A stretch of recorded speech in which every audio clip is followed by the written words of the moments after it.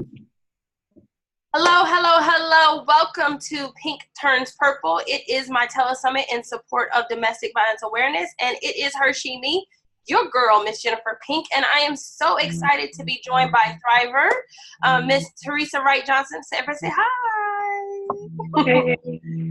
So before we get into it, I just want to remind you that if you want to share this video with anybody, you can just hit forward on your email. And of course, I want to remind you to invite all of your friends, family, loved ones, social media network to register for free at bit.ly/pink turns purple. We want to get this message out there with as many people as possible because we are on a mission to help people really heal and to move from a place of survival to thriving, right? Because who wants to just be stuck as a survivor forever? But before we get started with Miss Teresa today, I want to share with you a little bit about who she is. Teresa Wright Johnson is a true social entrepreneur, mommy, and family advocate who for several years has helped women, children, and families develop sound systems for education and economic success. As a business owner, coach, mentor, and certified specialist, Teresa has helped thousands of people throughout her career. I think Teresa is just amazing. We have had the pleasure of working together, speaking together, and doing a lot of things together, especially talking about that mommy life, career balance, blending thing that we love to talk about so much. But today we're going to focus on domestic violence, which I know Teresa has a truly unique and amazing story to share with you all. So let's get started with that. Teresa, why don't you share them your domestic violence story? Well, thanks, Jennifer, for the great introduction. And yes, I do believe what Jennifer believes is we need to go beyond just survivors and victims to thrivers. And I feel that I've been able to do that, but it's been a long road and it's because of support.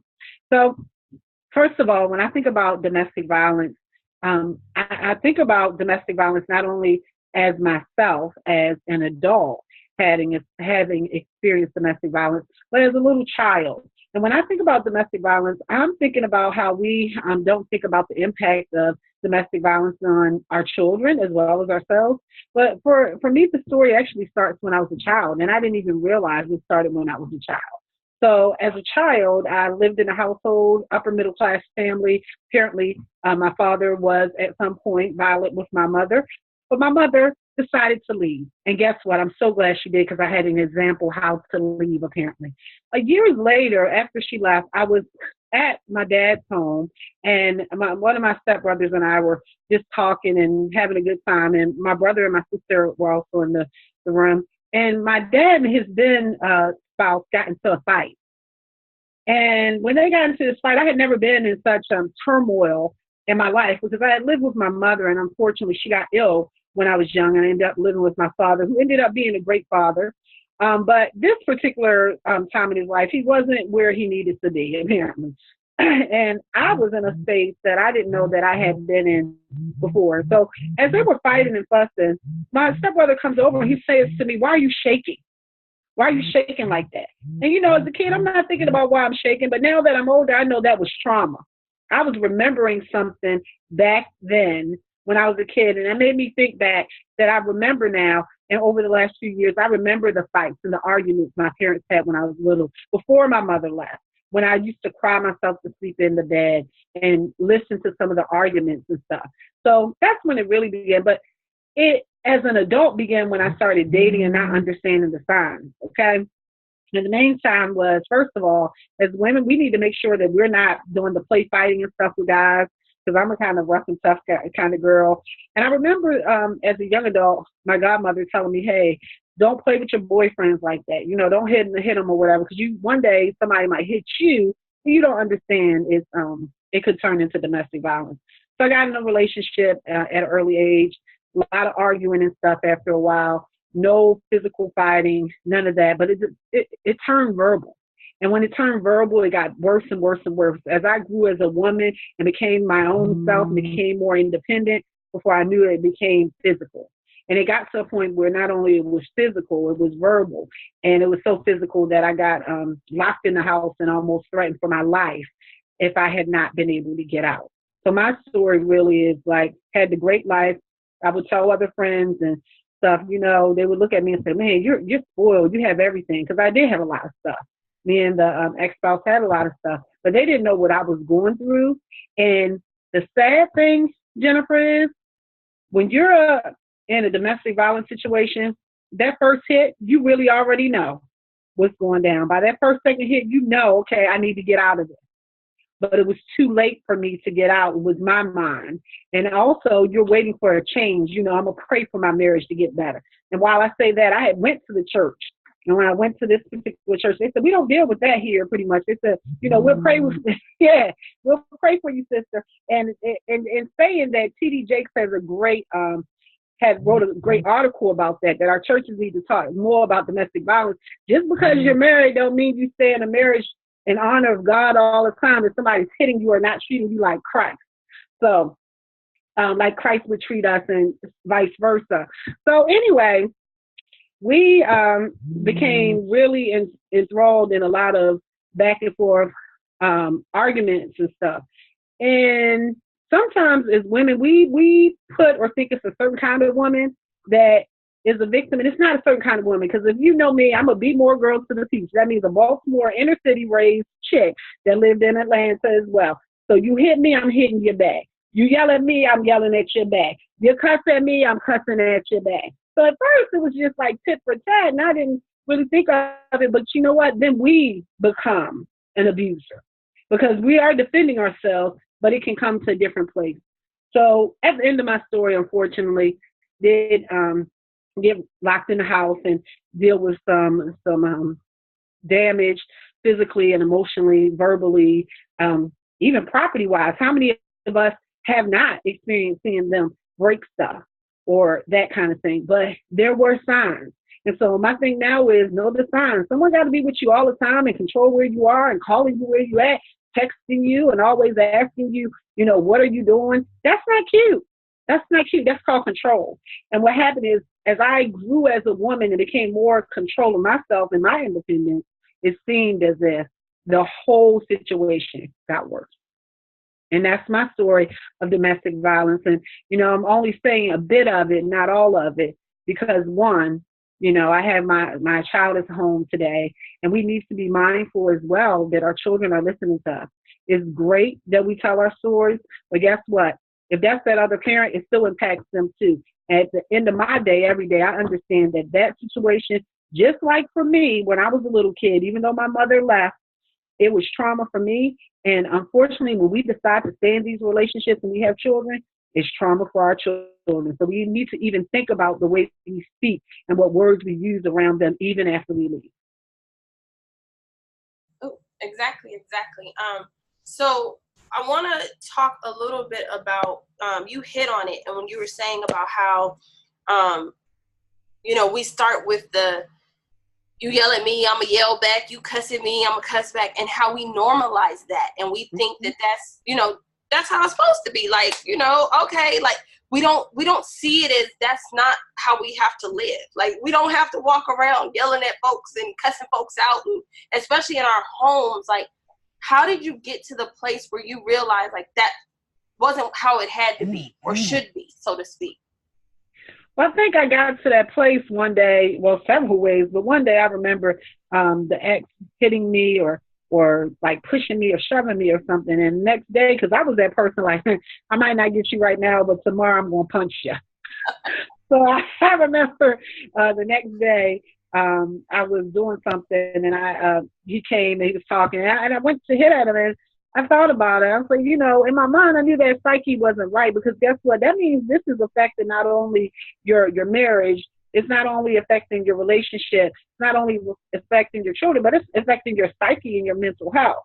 But when I really, really, really knew is as it got more physical and more verbal, and as I grew as a person and that person could no longer think they could control me, when I started thinking about really hurting that person, like, when I really started thinking about what would I do, that's when I realized, it's time to get out of that. Right. And I think that a lot of times we don't go through that thought process, like we're like, well, I should hit him back, or I should want to hurt them because they've hurt me. And we kind of normalize the cycle. Like you said, like we become the abuser and we kind of think like that's okay. And then a lot of times we get out of that relationship, but we carry that with us to the next one. And we like, oh, I'm going to do you before you do me. And it's like, he wasn't even that kind of dude, but like, you out here ready to just fight because you normalize that and you carry that. And so I know, now that your life is in a completely different space. You're married and you're happy and you don't experience those things anymore. And what was that process like for you internally to let go of, the baggage and the normalization of a lot of different things to now be in a space where that's not your normal? Right. Not being on the defensive. Number one, I'm not on the defensive because my spouse now, first of all, I explained all of that to him, or the situation. He actually was in the middle of one of these situations when I got out of that particular marriage. The last time that I experienced some domestic violence, or almost, in my story, is really like, I always call it a God night. And I have to call it a God night simply because if it had not been for whatever told my then boyfriend that is now my husband, like, you should go and see Teresa and take her out and get something to eat.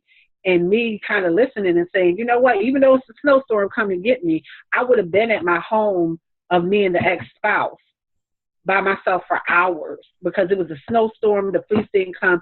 And unfortunately, my ex-husband ended up breaking in the house. But guess what? My current love and my husband and the protector I have now was there with me because God had that provision.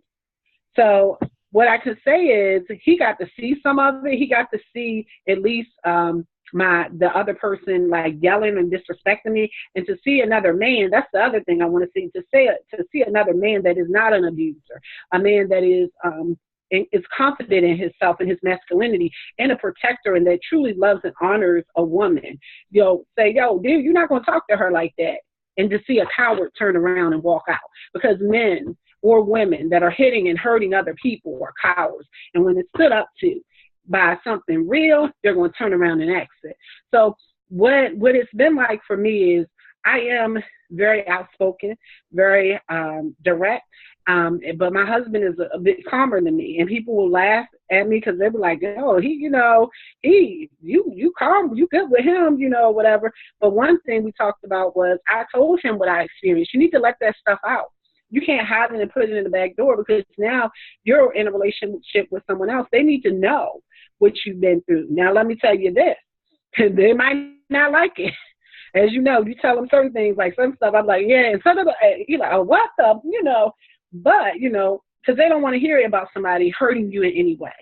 But I learned not to be as defensive with him. I learned how to be calmer with him. And I learned that he is a different person than the other person. Right. With a relationship.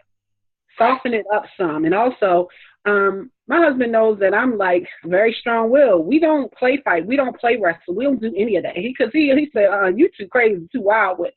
So he knows. But as a domestic violence trained facilitator myself now, that's one of the first things I tell young women.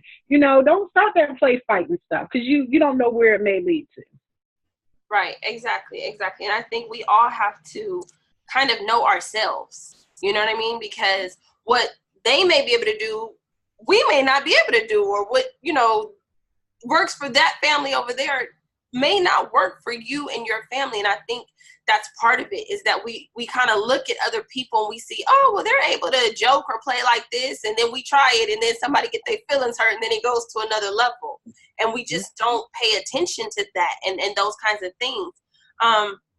But when, as a trained facilitator, because I know you have taken that next step in your journey and really helping other people, what are some things that you can tell people? Because, men are in domestic violence victims as well. What are some things that you can tell them to really focus on within themselves? Because I think a lot of times we focus on, he shouldn't hit you or she shouldn't hit you or, they shouldn't talk to you this way. But I think a lot of times it's something within us that we don't pay attention to that kind of allows. And you kind of hit on it when you said, like, when they come across somebody with that power, they know, go on, turn around and take that somewhere else.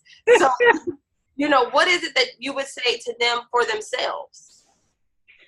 For the person that's experiencing one, once you figure out you're in that situation, just like me, I remember the first time it really clicked in my head and writing it in a journal and writing it and seeing it, but not doing anything about it. What is your why? Why are you still there? Why are you still there? Because you control your life.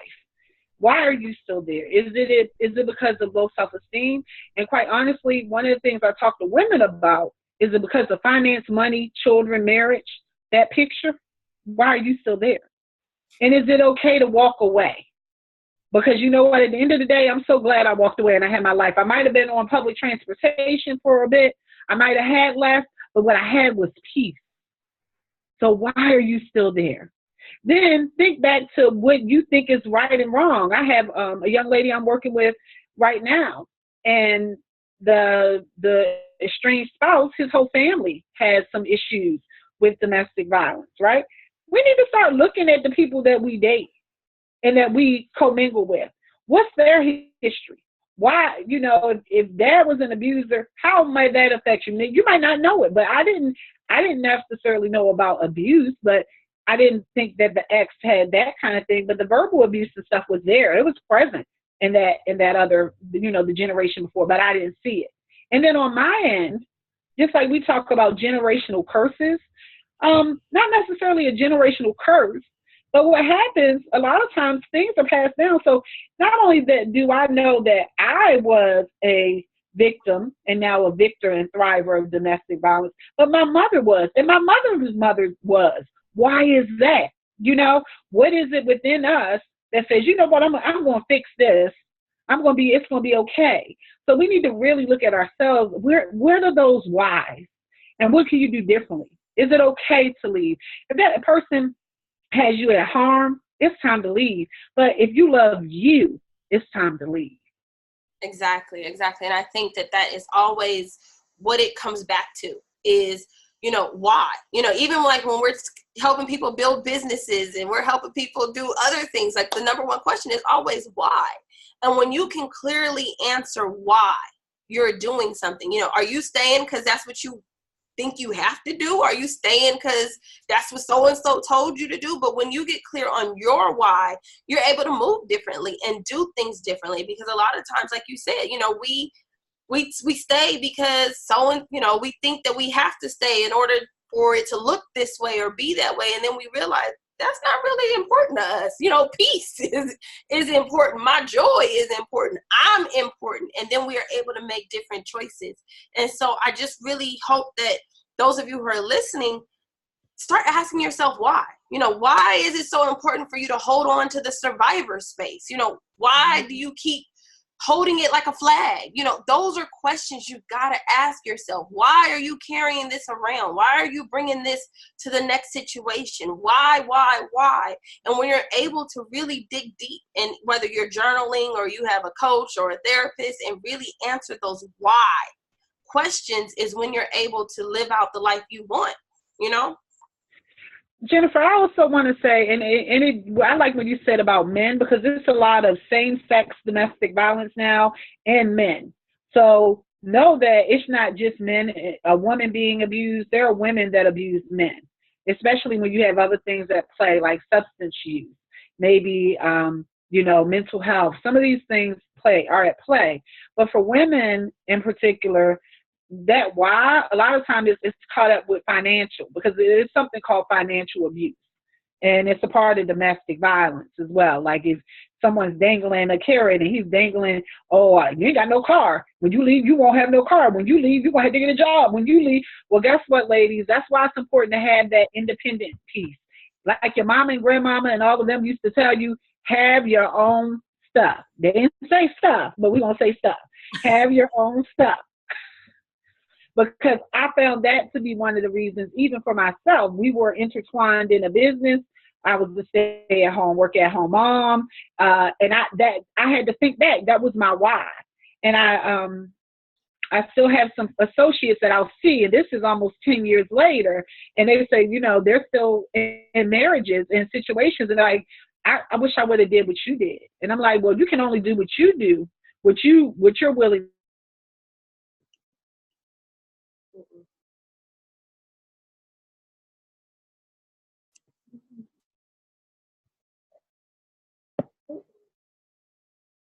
Oh, draw some. You're putting a shadow on my.